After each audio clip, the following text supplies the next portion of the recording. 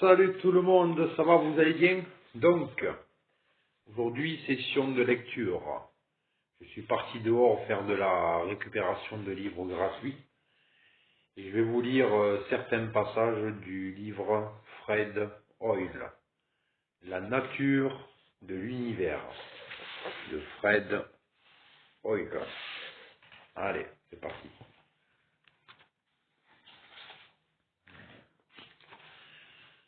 Abandonné aujourd'hui, même par son auteur.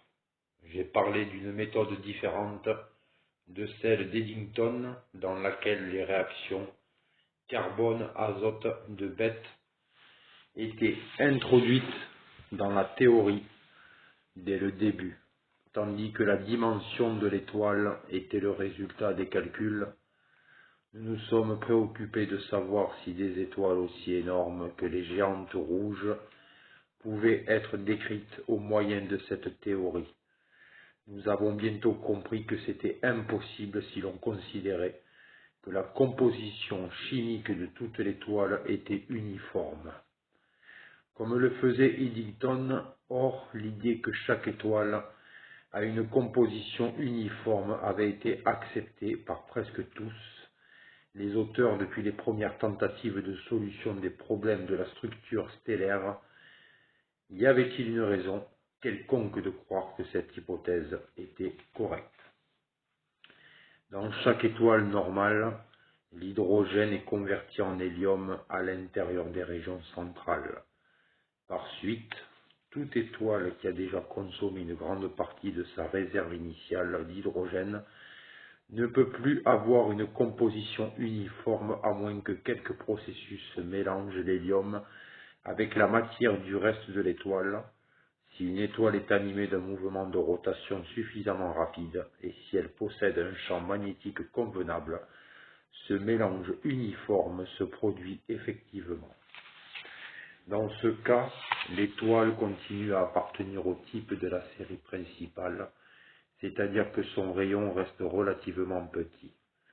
Mais quand il ne se produit qu'un brassage partiel, l'étoile doit se dilater à mesure que l'hydrogène se consume. En fait, lorsque 80 à 90% de l'hydrogène interne a été converti en hélium, les calculs montrent que la distension de l'étoile atteint exactement l'ordre de grandeur observé dans les géantes rouges. Ceci est très important aux yeux des astrophysiciens. En effet, quand nous observons une étoile extrêmement dilatée, nous savons qu'il s'est écoulé suffisamment de temps depuis la naissance de cette étoile pour qu'elle ait pu consommer la majeure partie de son contenu initial d'hydrogène.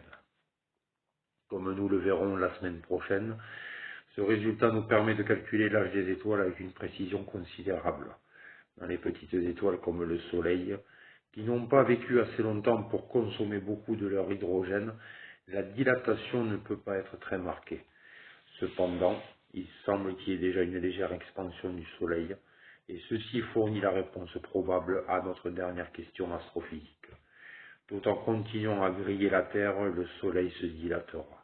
D'abord, lentement, et ensuite avec une rapidité croissante, jusqu'à ce qu'il dévore les planètes intérieures, une par une, d'abord Mercure, puis Vénus, puis la Terre, mais ce sera probablement la dernière. Voilà. Fred Hoyle, livre La nature de l'univers. C'est ce qui se passera pour la planète Terre, mais pas maintenant, on a le temps. Allez, salut.